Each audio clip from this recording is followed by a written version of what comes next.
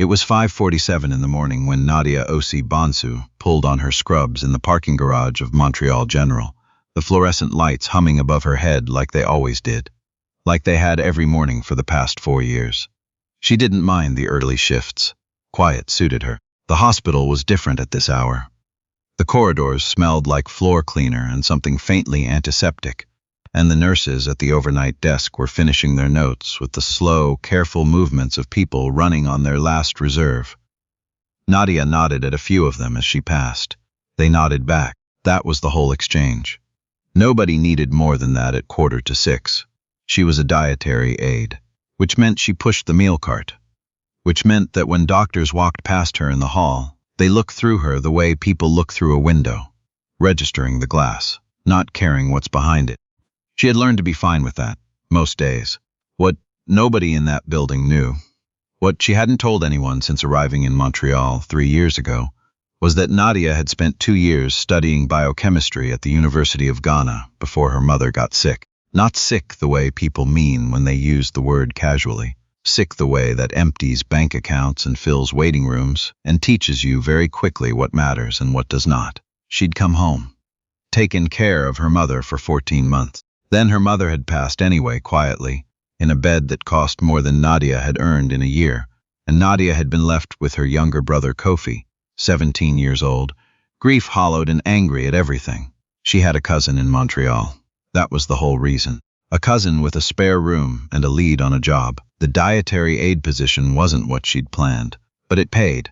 It kept Kofi fed and enrolled in school. It got her into the building she needed to be in, and Nadia had never been the kind of person who confused where she was standing with who she was. Some nights, after Kofi was asleep, she sat at the kitchen table with her old biochemistry textbooks open under the lamp, not to impress anyone, not because she had some plan, just because her mind needed somewhere to go.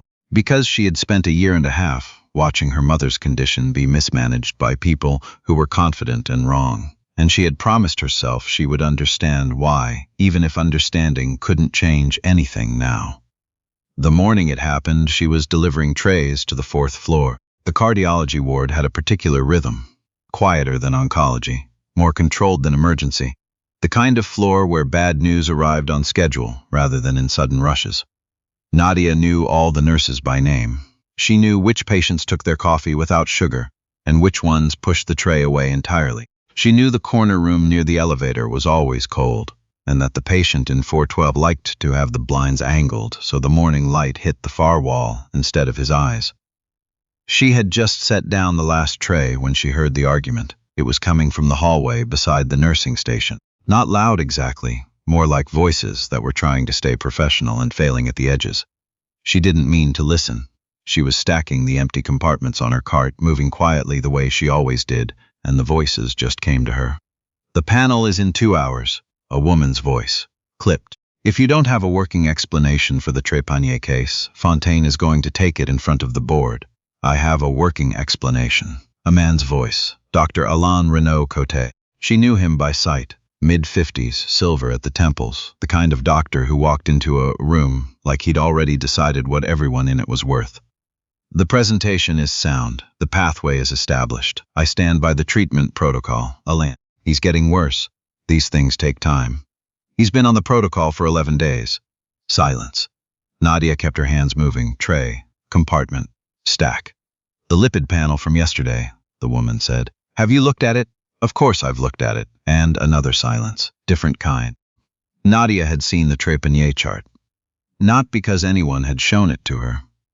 She'd seen it the way she saw everything on the 4th floor, because she was there every morning, and people stopped noticing her and occasionally left things out that they shouldn't. She'd glanced at the numbers without meaning to, the way you read a sign when you're not looking for one, and something had sat wrong in her head ever since. A small, persistent wrongness that she hadn't done anything with, because it was not her place, because she was the woman with the meal cart, because nobody in that hallway would ever think to ask her. She finished stacking. She gripped the handle of her cart. She should go. She should push the cart back to the elevator and go down to the kitchen and start the next round. That was what the morning called for. That was what made sense.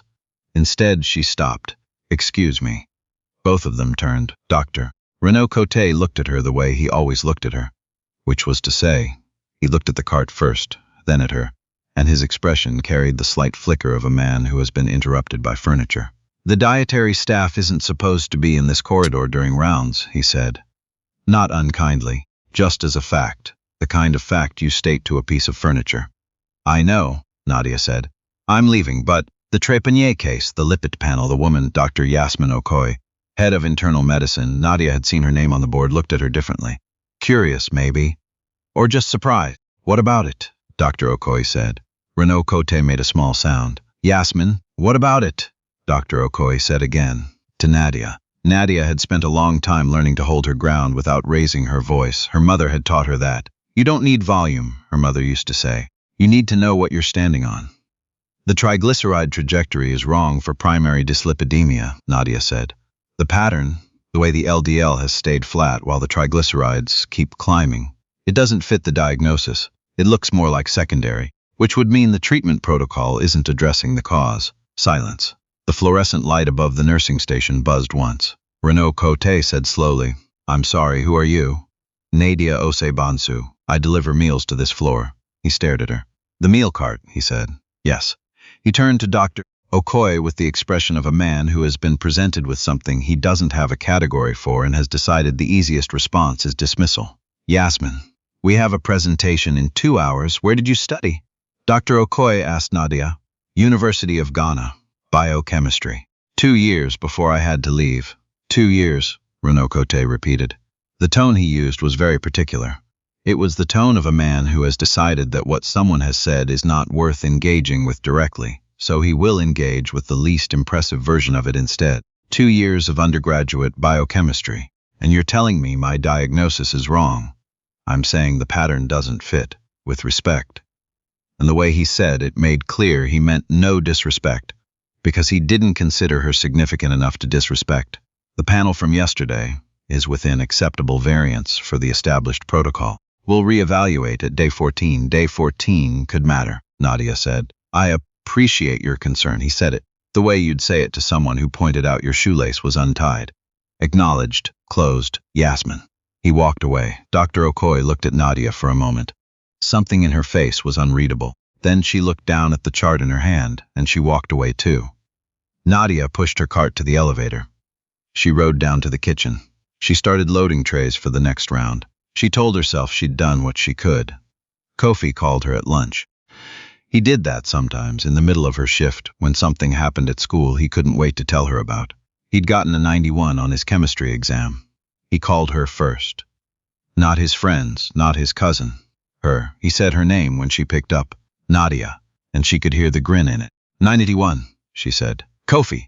I know. I taught you half of that. You taught me more than half. She laughed. She was standing near the loading dock, the cold coming in under the door, and she pressed her shoulder against the wall and laughed. He was okay. He was better than okay. The kid her mother had trusted her to look after was going to be fine. She went back to work. 3 days later, Dr. Oki found her on the 4th floor. Nadia was changing out the water pitchers on the morning round. Dr. Okoye came around the corner and walked directly to her, which was unusual, because usually the doctors moved through the ward like they were on rails, destination locked, not making eye contact with the cart people. Trépanier, Dr. Okoye said. We ran an expanded metabolic panel on day 12. Nadia set down the pitcher. The triglyceride spike had an underlying cause, Dr. Okoye said. Hypothyroidism. Secondary dyslipidemia. We'd missed it. The TSH was borderline on admission, and nobody caught it. She paused. The treatment has been adjusted. He's responding. Nadia nodded. I want to know, Dr. Okoye said, how you read that from a chart you weren't supposed to have access to. I didn't read the chart, Nadia said. I glanced at the numbers. It's something I remember from school. Once you've seen it, it stays with you. Dr. Okoye looked at her for a long moment, the kind of look that's actually thinking, not performing. Dr. Renaud-Côté believes we caught it through routine reevaluation, she said. He isn't aware that someone flagged it. That's fine, Nadia said. Is it? It's not why I said anything. Dr. Okoye tilted her head just slightly. Why did you say anything? Nadia thought about her mother, about a bed that cost too much, about sitting at the kitchen table at midnight with her books open and the lamp warm and the quiet around her, reading not to impress anyone, just to understand. Because I could, she said, And I was standing right there. What happened next did not happen the way things happen in stories, with a ceremony and an announcement and everyone gathered in a hallway to watch. It happened slowly, the way most real things do. Dr. Okoye asked her to come in one morning before her shift started. She asked Nadia questions. Real questions, not the polite, dismissive kind, about her background, her studies, what she'd read since, what she understood. Nadia answered honestly, including the parts that sounded inadequate. She hadn't finished her degree. She didn't have Canadian credentials. She'd been pushing a meal cart for 4 years. Dr. Okoye listened to all of it without flinching. A week later, she sent Nadia an email. There was a continuing education pathway through McGill for internationally trained individuals in healthcare-adjacent roles. It would take time. It would require examinations. It would not be easy. But there was a support fund Dr. Okoye had discretionary access to. And if Nadia was interested, the first step was an assessment appointment. Nadia read the email 3 times. Then she went to work. She delivered her trays. She changed out the water pitchers. She pushed her cart to the elevator and rode up to the 4th floor, the same as she always did. But on the way, she let herself feel it. Just for a moment, just in the elevator between floors, she let the thing she'd been holding down for 3 years come up to the surface. The grief of the degree she hadn't finished. The rage at the gap between what she was and what she was allowed to be. The exhaustion of being invisible to people who wouldn't have survived a single day doing what she did. She felt all of it. Then the elevator opened, and she pushed the cart out, and she got back to work. Dr. Renaud-Côté found out in the way such things eventually come out. Through a conversation in the break room, that he wasn't supposed to overhear a junior resident mentioning to another that the dietary aide on 4 had apparently flagged the Trépanier case before the metabolic panel was ordered. He came to find her. She was in the kitchen, organizing the afternoon trays. He stood in the doorway for a moment before she noticed him, and when she turned, his expression was complicated. Not angry, exactly. Something older than anger. "You could have come to me directly," he said. "I did," Nadia said. "You explained why I was wrong." He was quiet. "The patient is doing better," Nadia said. "That's what matters. You made me look." He stopped. "I didn't make you look like anything," she said gently. Not cruelly, she meant it. "I said something in a hallway and nobody listened. That happens. It worked out." He stood there a little longer. She watched him deciding how to carry this. He was not a bad man. She'd known that from the beginning, which had made it stranger, not easier, when he looked through her like glass. Bad men you can write off. Men who are good in most directions and simply cannot see you. Those require a different kind of patience. "I hear you're applying to the McGill program," he said finally. "Yes." He nodded. Looked at the floor. "You should." He left. She went back to the trays. Kofi came with her to the assessment appointment. He sat in the waiting room with his phone off. She hadn't asked him to, he'd just done it. And when she came out, he read her face before she said a word, and he said, "Good." "Good," she said. He put his arm around her shoulder, this 17-year-old kid who was almost a foot taller than her now, and he said, "Told you. You didn't tell me anything. I was thinking it very loudly." She pushed him off and he laughed, and they walked out of the McGill building into a February afternoon, the kind of cold that makes everything bright and sharp, the city sprawling around them, white and gray and full of traffic. And Nadia stood on the sidewalk and breathed it in. 4 years of mornings in the parking garage, fluorescent lights, meal carts, people looking through her like glass. 4 years of keeping her knowledge in the kitchen, in the elevator, in the late-night silence at her table. She hadn't wasted them. She'd just been somewhere else while she waited. There is a particular cruelty that doesn't announce itself, the kind that wears the face of neutrality. Nobody in that hospital had hated Nadia. Nobody had decided to hold her back. They had simply looked at her uniform and decided that the woman inside it had nothing to offer. And that decision had been so automatic, so frictionless, that nobody had needed to think it consciously at all. That is not innocence. That is a different kind of choice. What Nadia understood, and what the Trépanier case had quietly made undeniable, was that being overlooked is not the same as being less than. That silence is not the same as having nothing to say. And that the most important thing she'd carried across an ocean in a suitcase with too many biochemistry books and too little money wasn't a credential or a plan. It was the habit of staying curious, when the world gave her every reason to stop. She still delivered meals sometimes, On the mornings when the ward was short-staffed, and Dr. Okoye gave her a nod, and she put her assessments aside and picked up the card again without complaint, because someone had to, because it mattered, because she knew better now than to measure a morning by what it looked like from the outside. That is the thing about being underestimated for long enough. Eventually, you stop needing anyone else to estimate you at all.